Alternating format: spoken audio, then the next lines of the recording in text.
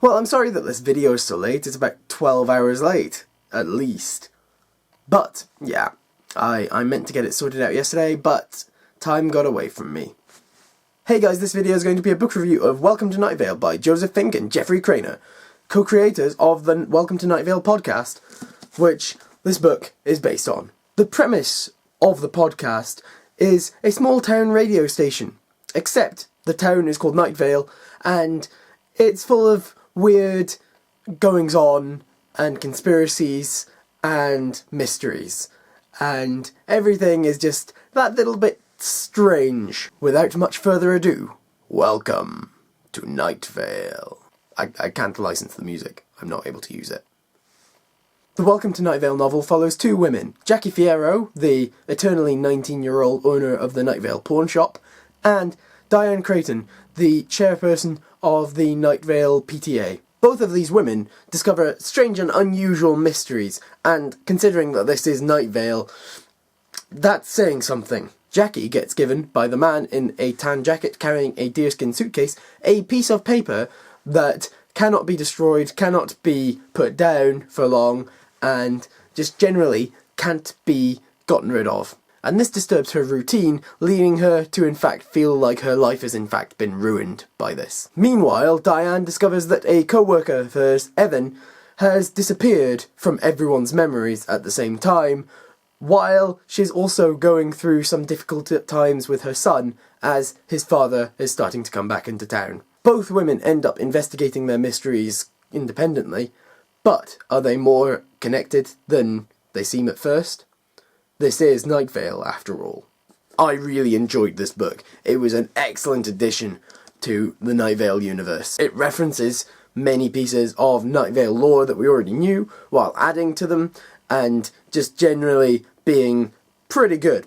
It also finished a story thread that has been going from the very early days of the podcast itself, which is pretty cool. On another hand, however, it did feel like the book actually lent quite heavily on the reader having actually listened to the podcast, which of course I had, and it thus felt it might be a little hard to be accessible for a more casual listener, or someone who doesn't really listen to that podcast. Obviously, since I listened to the podcast, not an issue for me, but just a thought. One thing I did like about the book was that both the main characters were very well developed female characters that got shit done in their own ways and could kick your arse if they needed to in different ways. It was really interesting, and they like discussing these sort of things in Night Vale itself. So yeah, representation.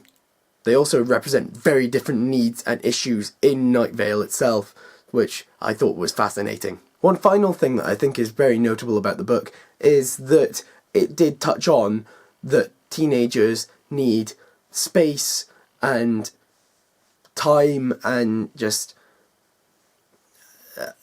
acceptance to grow and build their own identity, and this is prominent through the use of Josh, Diane's son, who, despite being shape-shifting and everything, is also a teenager and kind of goes through a lot of changes around his life, and Diane has to accommodate him in a lot of ways, and I feel like they did a good job of showing how the needs of the teenager were very, very difficult to meet, but were also needed, were absolutely necessary. Overall, I really enjoyed this book. It was just completely Night Valean and fantastic, and yeah, it was really good. I really can't wait to read the other books that Craner and Fink are going to be doing in the Night Vale universe.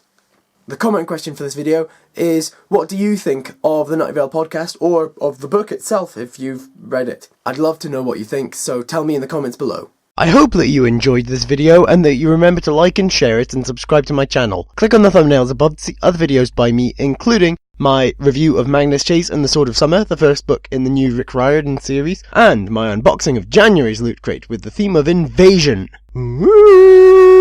Bye.